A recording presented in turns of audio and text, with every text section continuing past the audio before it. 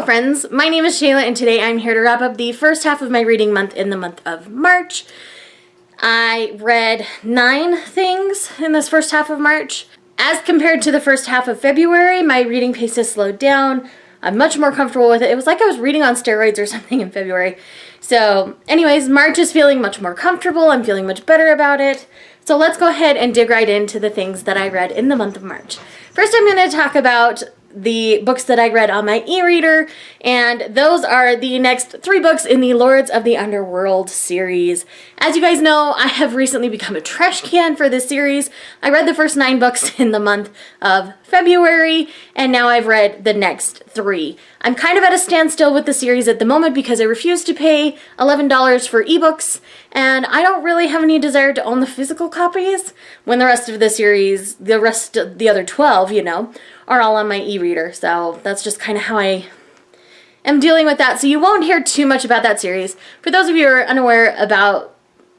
unaware of what the Lord of the Underworld series is, this is a paranormal smutty romance series in which beautiful immortal men house the demons of the underworld after releasing them from Pandora's box because they were mad. They were Zeus's guard. They were mad at Zeus for choosing Pandora to guard the box instead of the rest of them. Blah, blah, blah, blah, blah. Anyways, it's lots of fun. If you like smutty romance, these are really fun. I tend to give these between 3.5 and 4 stars typically because they do have a nice overarching storyline that is very interesting. So definitely keep that in mind if you're looking for a smutty romance series to kind of get lost in for a little while. The next book I have on this list is an audiobook that I completed this month, and that is An Echo of Things to Come by James Islington. This is the second book in this series. I forget the name of the series. It'll be on my little insert here. But I've really enjoyed this series. It's a trilogy. The 3rd book is coming out in August, I want to say. So I am really excited for the conclusion of this series. In this book, the world cracks open so much more than it does in the first book, and there's great character development along the way as well. Like, there's just so much going on in this story in this second book, and I don't feel like this suffered from second book slump at all. If anything, I enjoyed it more than the first one because we got a lot more information. The only thing is, it's a little info dumpy towards the beginning, but if you know that going in, then you can prepare yourself for it. But considering we didn't get this information throughout the first book, it kind of had to go somewhere, and so they kind of had to info dump it, so I can forgive it a little bit for that, I think, just because it was necessary information. Anyhow, but I really enjoyed it. I gave it 4.5 stars. This series is good. I believe I gave the first book either 4 or 4.5 stars as well, but I did really enjoy this. So if you like epic fantasy, Stormlight Archive from Brandon Sanderson kind of stuff, those big epic tomes, these are really great for that. So definitely give them a try if you're at all interested. Okay, so the next ones are manga. I've got 2 that I read in the first half of this month. Well, it's technically 4 volumes, but 2 books, I guess you could say. So the first one I want to talk about is The Ancient Magus Bride. This is by Kori Yamazaki. I probably should have looked up how to pronounce that before I started this. But in this series, we have a young girl who is basically a slave who is taken to auction because she has some magical abilities, and she is bought by the Ancient Magus. And as we learn in the conclusion of this volume, he also wants her to be his bride. And it's very fun. This volume made me laugh, it made me cry. I am itching and dying to get my hands on the next volume. I really am enjoying this series. This is going to be a new favorite. You're going to be seeing it a lot on my channel. I gave this 5 stars and absolutely adored it. Next up, we have the next 3 volumes of Full Metal Alchemist, so I am now up to volume 18, because this is 16, 17, and 18. As you guys know, I love the Elric brothers and their journey. I gave this one, I think this one's 4.5 stars. This part of the story is not necessarily my favorite part, but it's very necessary. You get a lot of story development, a lot of things happen in this bind-up. All of it is so good. I mean, this is such a fast-paced manga series. If you have been interested in manga at all and you like action-adventure, this is really up your alley. It's a bit on the darker side, so do be prepared for that, but I do really enjoy it. It's really a lot of fun.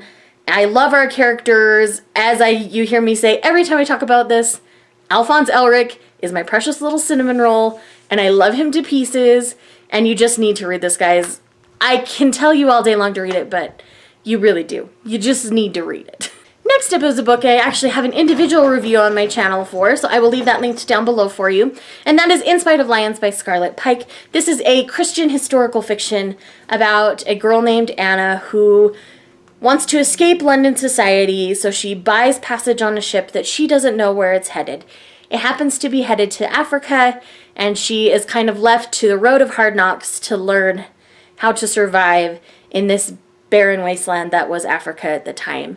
She meets lovely, godly people. She meets some amazing people, including a chief an African tribe chief, who, when she first meets him, is wearing a three-piece suit in the heat of Africa. So, again, I will leave my review linked down below. I ended up giving this one 5 stars, absolutely adoring it. If you like Christian historical fiction, check this out. I do think it's important. If you wouldn't mind the Christian elements to the story, I still suggest picking it up anyway because it's beautiful. Next up is a current BookTube favorite, and that is Scythe by Neil Shusterman. I did end up really loving my read of this. This was our She Geeks Out Book Club pick of the month, so I will leave the group down below. If you've read this or are currently reading it or want to read it, we'll be discussing it at the end of the month on Facebook. So again, I will leave the group linked down below. This is a book, everybody knows what it's about, but I'm going to go ahead and do a brief synopsis anyway. In this world, they've solved all the problems that we face. There's no hunger, no poverty, all those kind of things. So how do people die? Since people don't die, they are gleaned by a professional scythe, and basically they serve as the form of government in this new dystopian kind of world. So it's really interesting. There's a lot of moral gray ground that this series plays in that I really enjoyed. I ended up giving this one 4.5 stars. I really enjoyed it. I don't think it was a perfect book. There were some unnecessary things that I think were put in here, but I did thoroughly enjoy it. I do plan on picking up Thunderhead soon to continue my read of this, so do know that I enjoyed it enough to continue on, and I think you should pick it up if you haven't. And last but definitely not least on this list is Gunslinger Girl by Lindsay Ely. This book is a Western that takes place in a dystopian world. In the beginning, we follow Pity, aka Serendipity. So Pity lives in this commune at the beginning of this book. Her father's about to sell her into a marriage that she doesn't want to be married into, so her and her best friend run away. Shortly after running away, their camp is bombarded by thieves. She was away a bit, and so she kind of sees this from a distance, but her friend ends up getting killed by these bandits. You know, she goes and everything gets taken care of, and she's swept up and ends up in this Las Vegas-style city of sin that's out on the outskirts, and things pick up from there. This book was a wild ride. I do hope that they continue on. They've left it open enough that there's room for more in the series. So I would be interested in continuing on in this world. I found it very intriguing. It's much more political than I was expecting it to be. I really just thoroughly enjoyed everything about this. I think it's way fun. I gave this 4.5 stars. So if you've been interested at all, I would pick it up. If you're worried about purchasing it, pick it up from your library. I really thoroughly enjoyed this book. I think more people need to read it. I think this needs to become a new BookTube favorite. I think everybody should read it. This is a YA book, so the writing isn't too difficult to get into, but this definitely kept me going. I didn't want to put it down once I started reading it. It was fantastic. I flew through it. Sorry guys, I'm a liar. There were 10 books that I read in the first half of the month. And the last one is Fathomless by Jackson Pierce. I buddy read this with April Sarah over on her channel. I will leave her linked down below. If you're not watching her channel, you totally should, because she's awesome and amazing, and I absolutely adore her. This is the 3rd book in Jackson Pierce's fairy tale series. April and I are currently buddy reading the 4th book as well, because we are excited to conclude this series. It is 4 books long.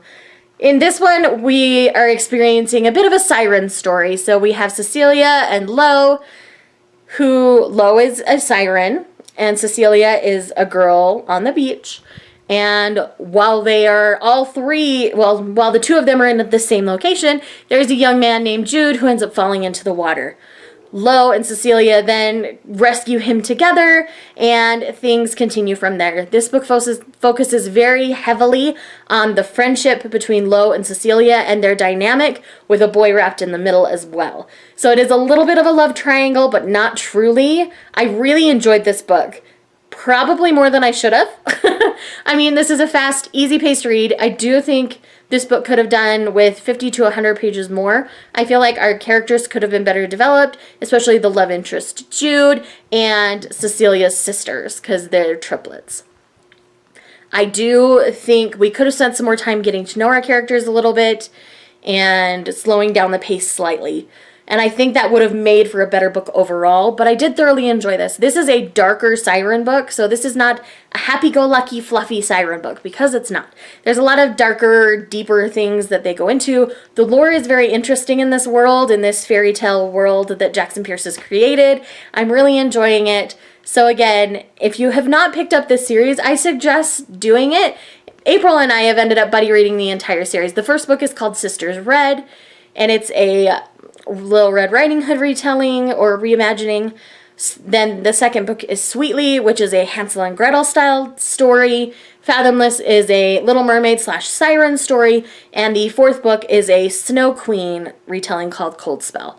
So we've really enjoyed the series thus far. I really think you guys should pick it up if you like retellings or fairy tales at all. I think you can get a lot of enjoyment out of these. Again, these are easier reads. These are probably like middle YA, like I would say 14, 15-year-olds could mostly handle this. There's nothing too graphic in them. They are a bit dark, but I think that middle YA range is actually really good for this because the writing is so quick for me that I end up flying through them as soon as I have time to sit and read them. So, okay guys, so those are the 10 things that I read in the first half of March. Let me know in the comments down below what your favorite reads were this month so far, and I will see you guys in the next one. Please like and subscribe if you haven't, and again, I will leave all the links that I mentioned down below for you. Thanks so much for watching, and I'll see you in the next one.